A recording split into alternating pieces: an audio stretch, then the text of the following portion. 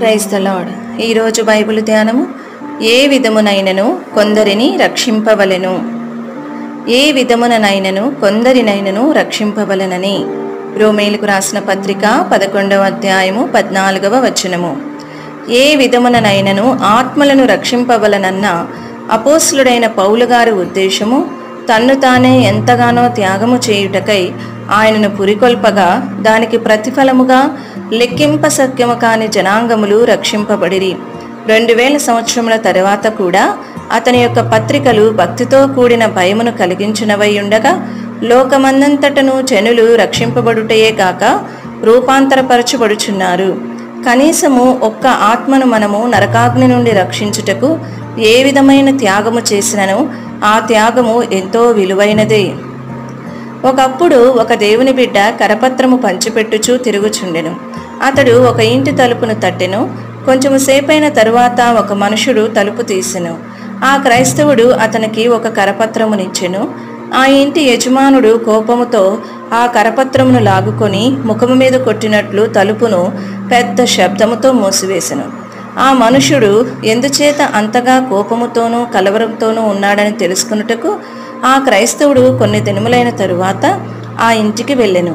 ఈ పర్యాయము ఆ మనుష్యుడు తలుపు తీసినప్పుడు అతడి ముఖము మీద చిరునవ్వు ఉండెను.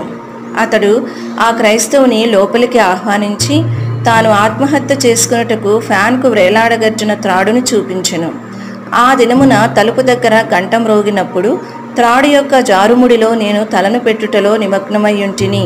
ఎలాగైనా నేను నరకమునకే వెళ్ళుచున్నాను, ఆ గంటను ఎవరు మ్రోగించి ఉండవచ్చునని నరకములో నుండి సమయం అంతయు ఎందుకు ఆందోళనతో గడపాలి, బయట ఎవరు నిలిచి ఉన్నారని చూచి ఆ తరువాత నా యొక్క ఆత్మహత్యా ప్రయత్నమును కొనసాగించేదను అని తలంచి తలుపు తీసితిని. ఒక మనిషి కరపత్రం పట్టుకుని నిలవబడి ఉన్న దృశ్యము నన్ను కోపచిత్తునిగా చేసినది. ఆ కరపత్రమును తీసుకుని చెత్తబుట్టలో కుక్కబోవుచుండగా నీవు ఒక విశేషమైన వాడవు అను మాటలు నా దృష్టిని ఆకట్టుకొనినవి. నేను కొంచెము ఆగి దానిలోని విషయములను చదివితిని. నేను చదువుచుండగా నా హృదయంలో ఒక వెలుతురు ఉదయించినది. నా జీవితమును ప్రభువుకు అప్పగించుకొని తరువాత నా బుద్ధిహీనమైన ఆలోచనలన్నిటికీ స్వస్తి చెప్పితిని. ప్రియమైన దేవుని బిడ్డ, ఎటువంటి మూల్యమైనను చెల్లించి నిత్యనాశనము నుండి ఆత్మలను రక్షించుటకై నీవు చేయగలిగినదంతయు అన్ని విధములుగా చేయుము. పరలోకమునకు రిక్తహస్తములతో వెళ్ళకూడదు.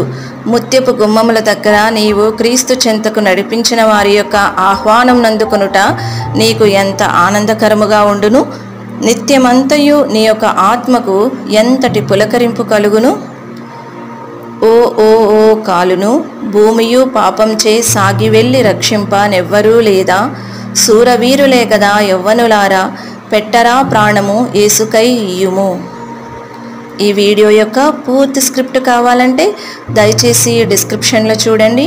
ఈ వీడియో ఆంగ్లము మరియు హిందీ భాషలలో కావాలంటే ఛానల్ను సబ్స్క్రైబ్ చేయండి మరియు వీడియోలను క్రమంగా అనుసరించండి. Praise the lord.